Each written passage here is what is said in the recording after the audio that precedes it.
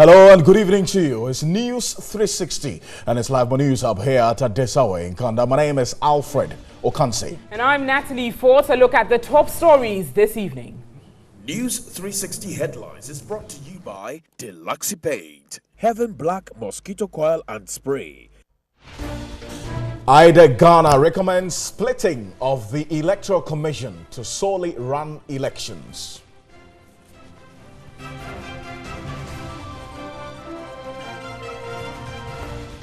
MP for North Tong calls for government intervention to stem illegal migration.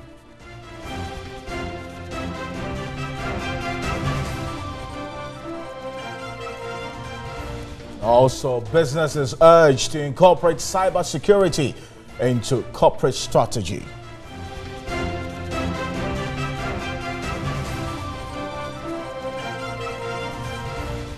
Ahead in sports, Senegal crushes out of the World Cup 2018.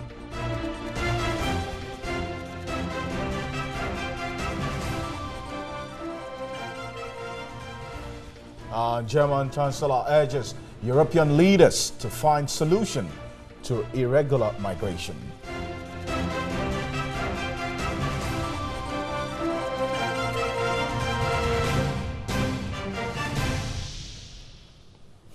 We've got the details of these stories here on News 360, including news from the world of entertainment. As always, our bulletin is streaming live all across the world on 3news.com and TV3 Ghana on Facebook.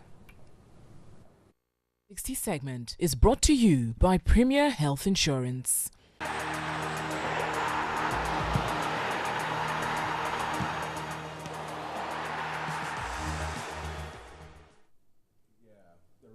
Of the African countries where the World Cup ends. Of course, as our viewers saw in the headlines, Senegal are out. And it was only by the slimmest of margins because remember, they had 4 points, as did Japan, who also qualified alongside Colombia. But Senegal were eliminated from that Group H because they had more yellow cards than Japan. They had 6 yellow cards in the 3 games they played as compared to Japan. So according to the FIFA Fair Play rule, Japan progressed. Now, it is one of the most painful ways to get out of a tournament. But of course, we'll bring you more details to this particular one. Plus, all the other exits of African sides in the previous World Cup editions. Right here on News 360. Just don't go anywhere.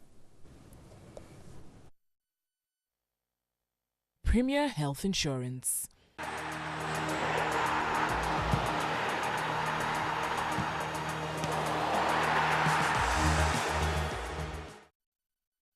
We'll be looking forward to some more news from the world of sports. But before then, let's get into our stories this evening.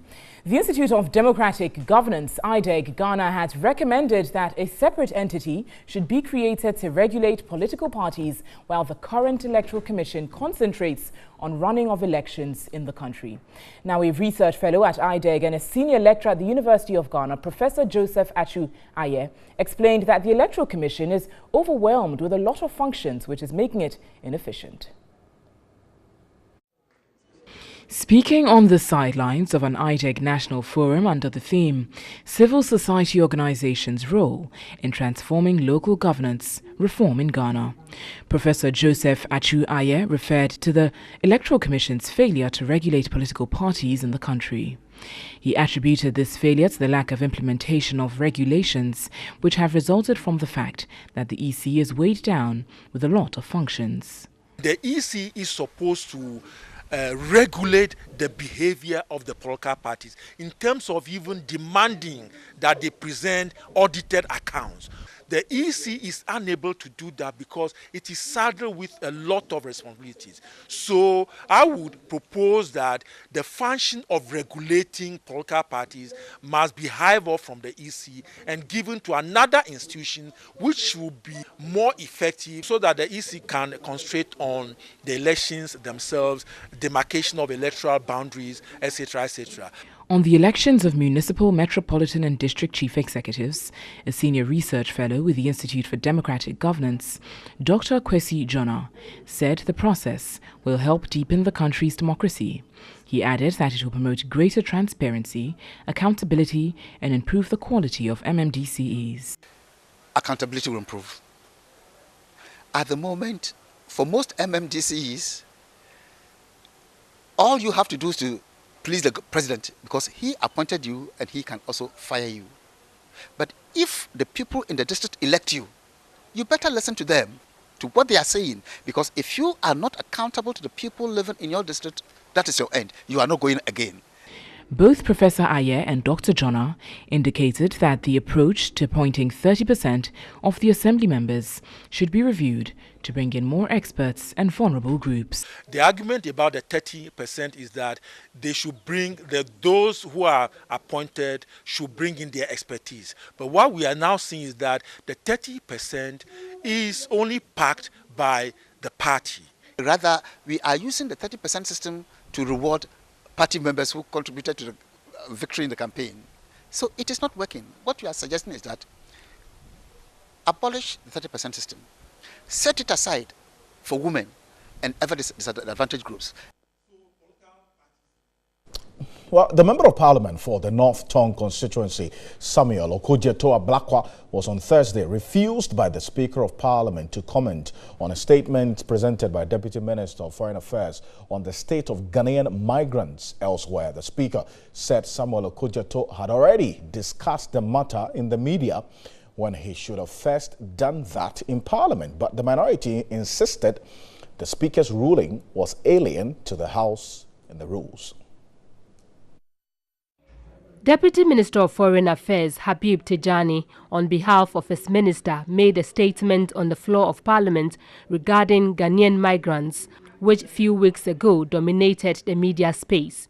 He indicated the recent harsh measures being taken against migrants by some countries is a concern to government, adding that they have been working closely with the International Organization for Migration to evacuate Ghanaian nationals back home. We want all Ghanaians to know that mission has visited affected persons. They are being held as illegal immigrants. They are not subjected to any inhuman treatment. Steps are being taken to secure their release under the tenets of international law. Per the rules of Parliament, after such statements, members, particularly the chairman and ranking, make contributions. In this case, the Speaker denied the ranking member of the Foreign Affairs Committee, Samuel Okudzeto-Ablakwa, that opportunity. Not even interventions from the Minority Chief Whip could change the Speaker's mind. Mr. Speaker, without just pleading with you to allow members to contribute to this day because of the nature of Ghanaian citizens scattered all around. I'm asking for leaders to contribute in a very leadership manner. The prerogative is yours, but I'm pleading that you allow the ranking.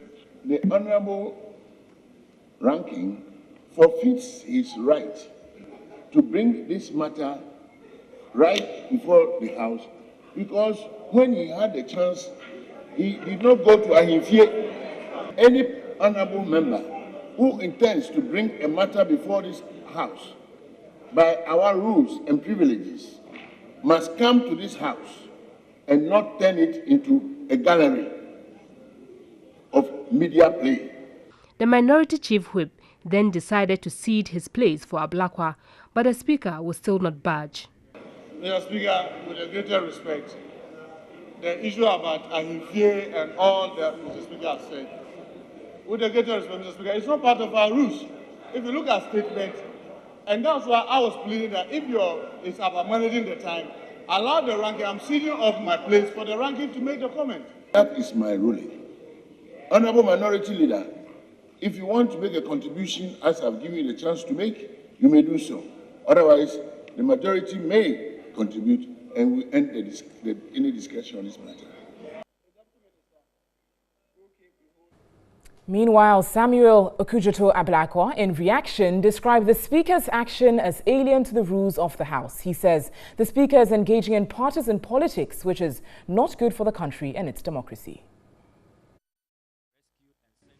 The North Tongue MP claimed he submitted a statement on the illegal migrant matter, but the Speaker had refused to admit his statement and rather called on the Foreign Affairs Ministry to present a counter-statement describing it as tragic. What Speaker Okwe has done today is simply gagging members of Parliament. The Speaker is suggesting that upon my return from Valencia, Spain, I should not talk to you in the media. I should not convey the plight of the migrants I went to visit and start a national debate which will be continued in Parliament. And that is why the Speaker could not state anywhere in our standing orders or the Constitution of Ghana that says that if you are coming to make a statement in Parliament, you cannot speak in public. He accused the Speaker of abusing his speakership. As we speak, the European Union, this very hour, is meeting on this issue in Brussels at the EU headquarters. African leaders who must be concerned about this, we are here bickering, undercutting and undermining our opponents, abusing our majority, abusing our speakership. The ranking member said a lot of Ghanaians continue to die in the desert, yet leaders are politicizing the issue and trying to win political capital. Well, certainly the migration crisis is a global one, as many member states of the EU feel the brunt of it, and these migrants are coming from countries like Syria and many African countries, including Ghana. I'm going to run us by a few statistics on migration. 1 billion people, 1 out of 7 people in the world are migrants, including over 250 million people who are living outside their home country and an estimated 750 million domestic migrants.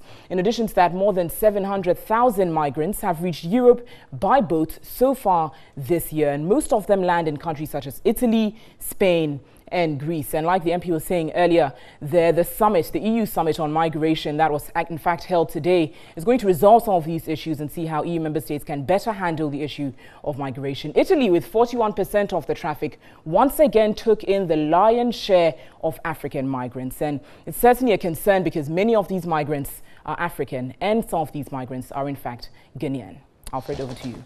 Okay, so the Institute for Democratic Governance, IDEG, has actually recommended that there should be a cap placed on the number of districts that can be created in the country.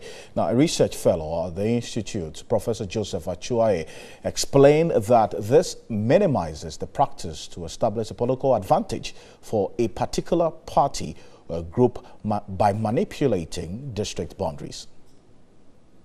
We moved from 65 to 110 to 138 to 170 to 216 to 256.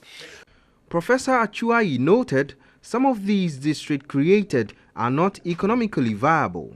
Bringing a cap would enable us to create more effective and more viable districts. Right now, most of the districts are not viable. They don't even have the personnel. But the other point is that it is expensive to create a district. It will also move away issue of the perception that governments are creating districts to create more constituencies, which will help them to win elections. In his keynote address at the opening of the IDEG Forum on Civil Society Organizations' Role in Transformational Reforms in Ghana, Speaker of Parliament, Professor Aaron Mike Okwe, was of the view that creating districts should not be the preserve of a political party.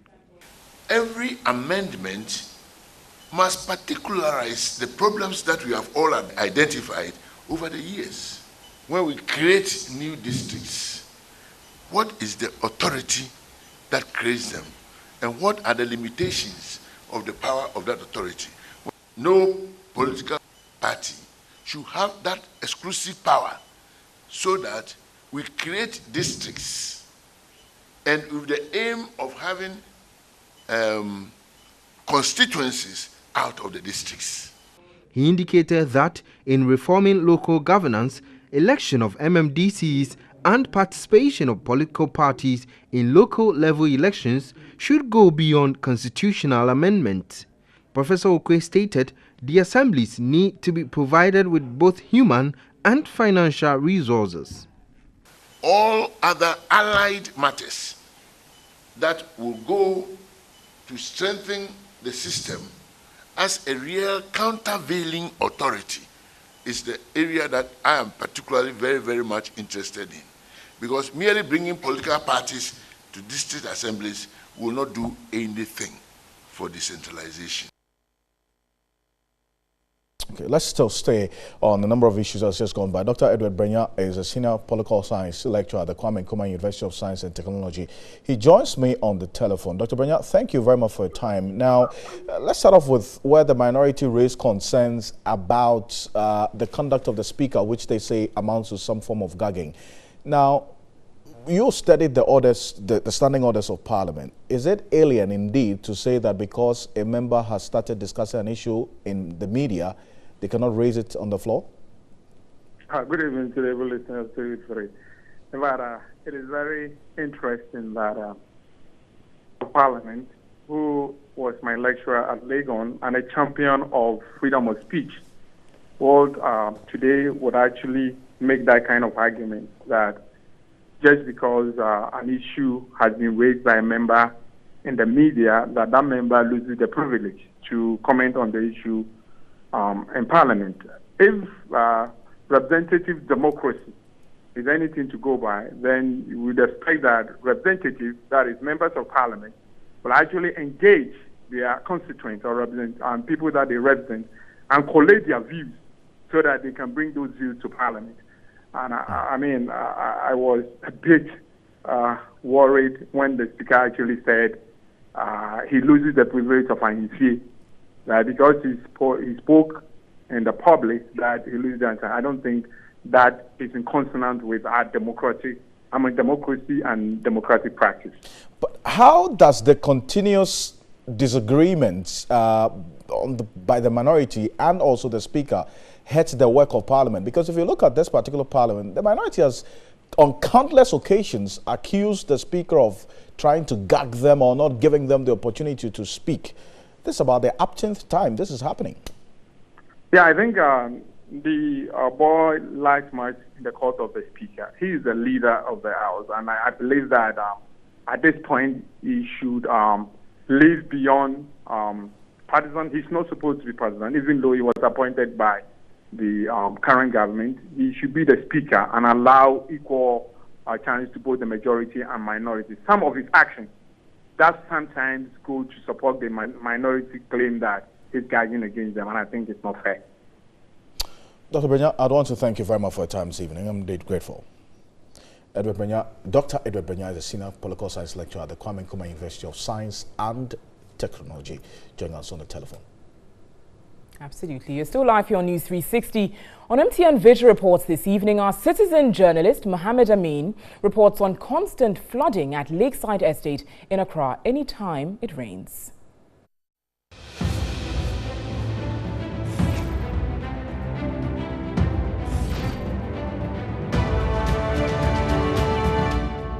This is Lakeside Estate. Around the police station, Western Police Station, the gutters are choked, people dumping also in the gutters, which we call the choke of the gutters, and then when it rains, people get flooded, and then they get stuff into their houses. About 20-30 houses have been flooded around the Lakeside Estate. This is Amin Mohammed reporting for TV3.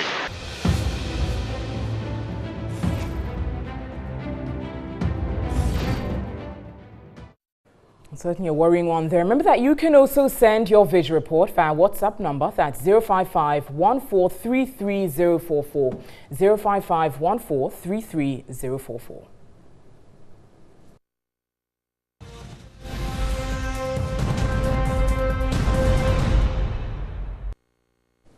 Yes, so some breaking news just coming through from the presidency. I'm going to read a statement from the Communication Directorate of the Jubilee House with a heading, President Akufo-Addo removes Electoral Commission chairperson and her 2 deputies from office. That is the headline of the statement just coming through. President Akufo-Addo removes EC chairperson and her 2 deputies. This was after the committee set up by the Chief Justice, Justice Sophia Akufo, pursuant to Article 1464 of the Constitution, to investigate separate complaints brought against the 3 persons by the Ghanaian citizens, recommended their removal from office. The committee recommended that their removal on the basis of stated misbehavior and incompetence pursuant to Article 1461 of the Constitution. So just the news coming through. President Akufo-Addo has removed the Electoral Commission chairperson, Charlotte Osei, and her 2 deputies. News just coming in.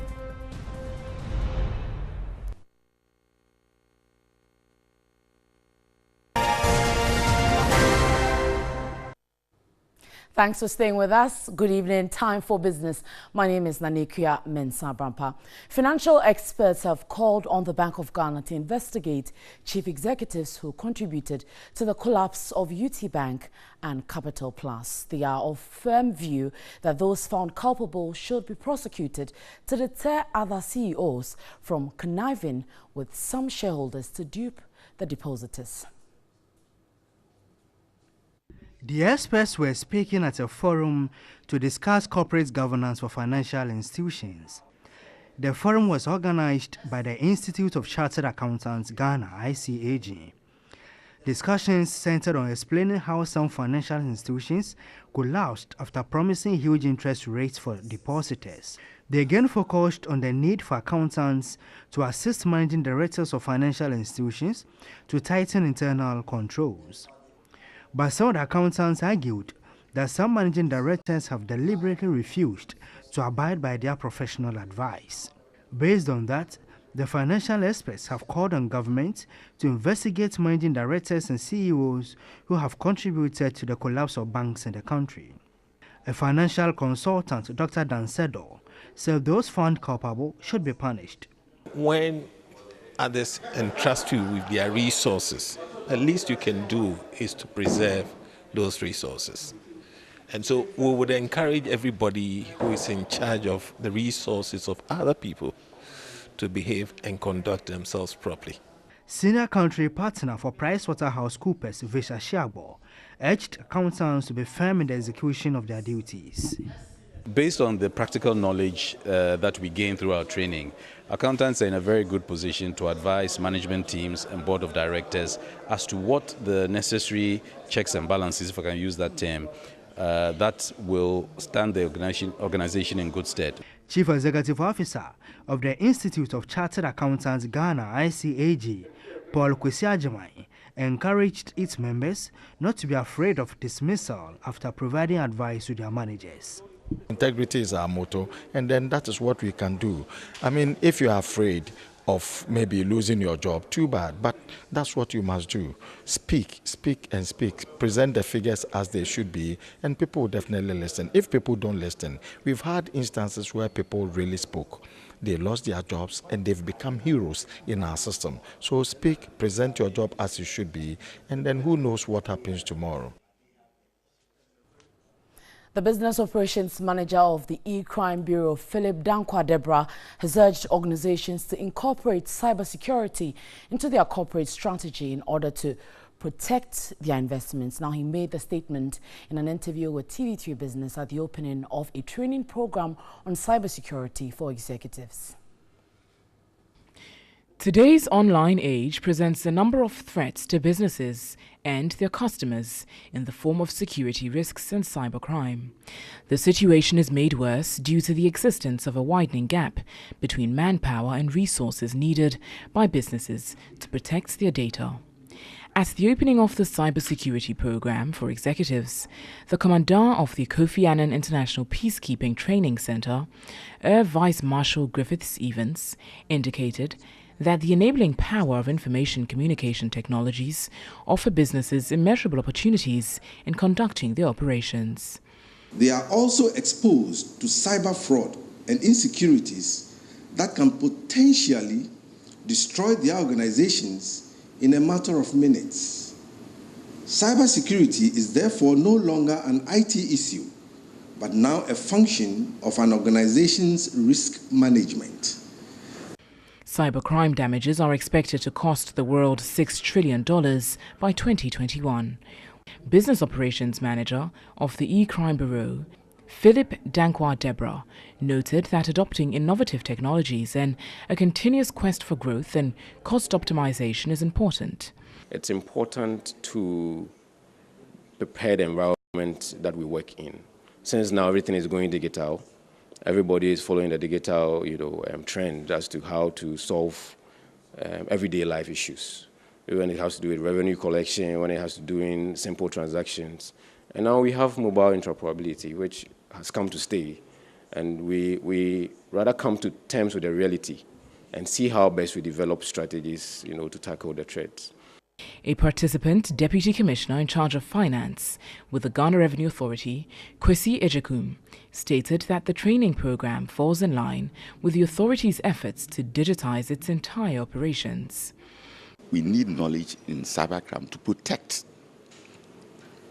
both government revenue and to protect GRA income from being dissipated through fraud using such new payment systems. The executives for the cybersecurity course at the Kofi Annan International Peacekeeping Center were drawn from the National Disaster Management Organization, NADMO, Ghana Post, Ghana Revenue Authority, E-Securities and Exchange Commission, West African Examination Council, Ghana Civil Aviation Authority, and First Bank Financial Services.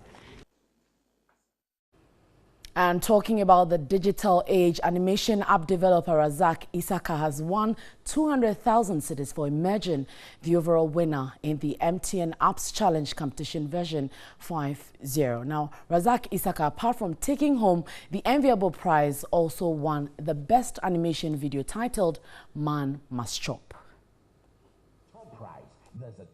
The Apps Challenge, which is an annual event, seeks to bring together developers, animators and tech enthusiasts to create products which will bring advancement to the tech scene in Ghana.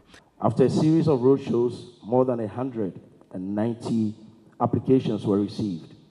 In total, 56 projects were received for mobile apps, 7 for Internet of Things, 9 for animation videos, and 7 SHS projects. Tech engineer Farija Bidwe encouraged entrepreneurs to focus on the problem in society instead of thinking of the money. For once you are able to solve the problem, the money will follow. Being in a country and a continent full of problems means that we all have the potential to be multimillionaires one day. If we are able to understand and solve problems holistically. The overall winner, Razak Isaka, who won the 200,000 cedis prize, a Huawei Media Pad, a plaque and certificate, presented his Man Must Chop animation video, which had a story of an ambitious and energetic young man called Aluta, which also topped the animation category. The newly introduced category Best Female Project went to an app developed by Naomi Kukuro known as the Kaya app, who won an amount of 10,000 cedis, a plaque and a certificate. The senior high school mobile app category was won by Max Otute and Isaac Laye of Presbyterian Senior High School Presec in Accra, taking home an amount of 50,000 cedis certificate and a plaque. Some of the winners gave an assurance of expanding the technological space in the country. I'm excited and I'm happy to have this because it's going to help me make more of my content, and then I'll be able to empower other artists like me who are not really pushing because they feel like the platform is not big enough or it's not strong enough. We came up with what we call the Kaya Ahimfie, which seeks to redefine it, give them skill, literacy training, and then as we are doing that, upgrade what we call the Kaya into a grocery shopping service. Understanding a lot of lengthy text documents within short periods was quite difficult, so we just decided to come up with an app to help solve that problem.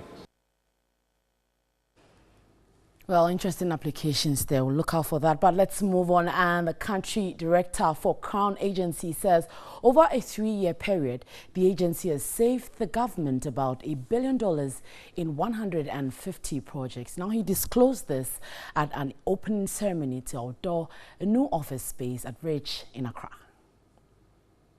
Crown Agents has been in Ghana for the past 50 years as a non-profit business which partners with government, aid agencies, NGOs and companies in nearly 100 countries. Through the agency, 250,000 children have been put back in school through the complementary education program. It has supported communities and nations to accelerate their growth and improve the economy. The agency has trained over 500 public sector professionals to build professional skill sets to tackle corruption. In the next 5 years, we're here to do even more, to learn about some of the challenges from the various meetings we've had today. We're really interested in continuing with our training work, to doing more value for money audits, also health system strengthening and procurement work as well. According to Gerard Kwate, Director for Ghana, Crown Agents is one of the world's leading procurement and supply chains that help strengthen and build economies through consultancy, training and public financial management. We also advise the government on value for money projects. So whenever one wants to enter into an agreement with a client to purchase solely from that client, we step in as procurement experts and we make sure that for whatever money the client is parting away with, he's getting absolute value, for money. And we've done this for many years on behalf of the government. At the official outdoor space, managers appreciated the effort of the government for creating the enabling environment for the operations. All right, so that will do from us here from the business segment. My name is Nanikia Mensah Brampa. More on 3news.com. Alfredo Kansi is talking about the Tema oil refinery now. Absolutely. Now, the minority spokesperson on Mines and Energy, Adam Mutawakilo, has accused government of deliberate attempts to collapse the Tema refinery Tor, so it could be the justification to turn the refinery into a tank farm. He says Tor is currently not processing crude because it is not financially viable.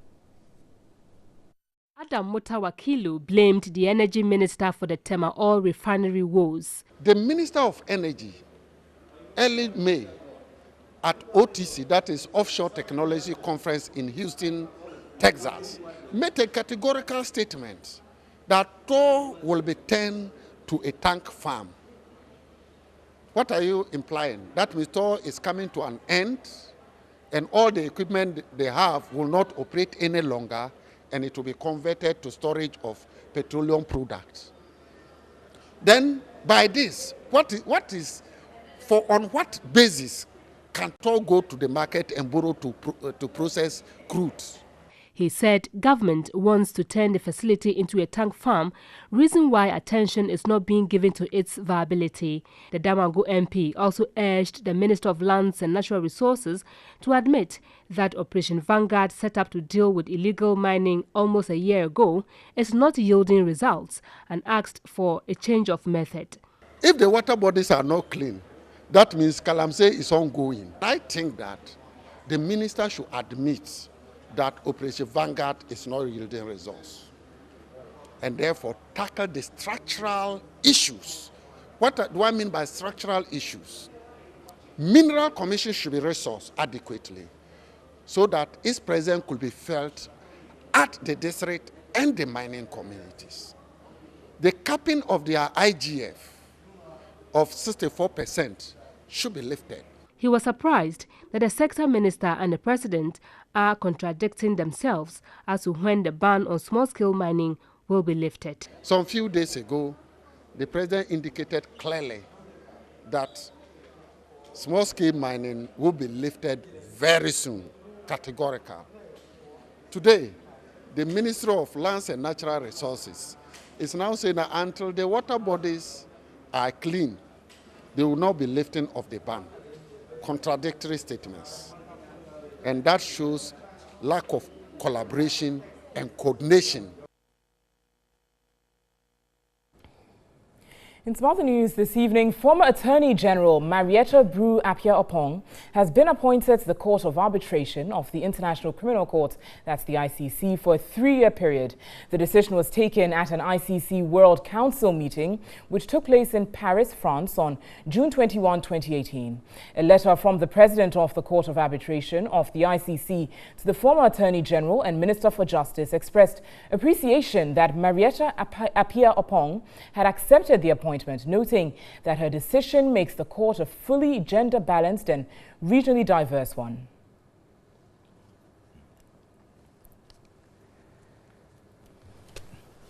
You're watching News 360. You've got some more news coming up for you shortly. Stay with us.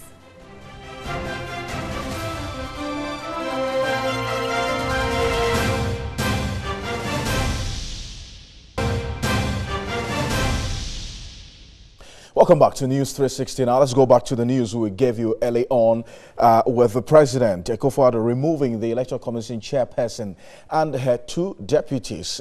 An official statement from the Jubilee House. I've been joined on the telephone by Yaopon. He's a private legal practitioner and a lecturer. He joins me on the telephone. Yaopon, thank you very much for your time. Good evening to you. I want to find out first from you what you make of this particular development. What were you expecting? And if there are any remedies at all for the persons who have been asked to step aside? Well, good evening. What I would say, first of all, is that we are just enriching the system of government and the rule of law that we have chosen for ourselves. That the laws must work, and when they work, they must bite. And when they have to bite, they have to bite. And when they have to grant or vest some benefits, they should also vest benefits. What has happened is not just so much as the president removing 3 commissioners of the Electoral Commission, but that under the Constitution, Article 146, once the committee set up by the Chief Justice make some findings and then make recommendations which are then forwarded to the President. The President has no discretion. The President has to act on the letter of the recommendation. So this is the President acting on the recommendation. He couldn't, in my view, vary the recommendation. So it means that the committee has recommended for them to be removed, and the President, in terms of separation of powers, has granted the exclusive entitlement or capacity to just issue the necessary instruments for their removal. Help us understand this, maybe very finally. You've given us the legal basis of exactly what this means, but the committee recommended their removal on the basis of stated misbehavior and incompetence pursuant to Article 1461 of the Constitution. Yes, well, I haven't seen that aspect, the grounds on which the committee removed them, but then the totality of the grounds could be what you have just stated. I don't know your source.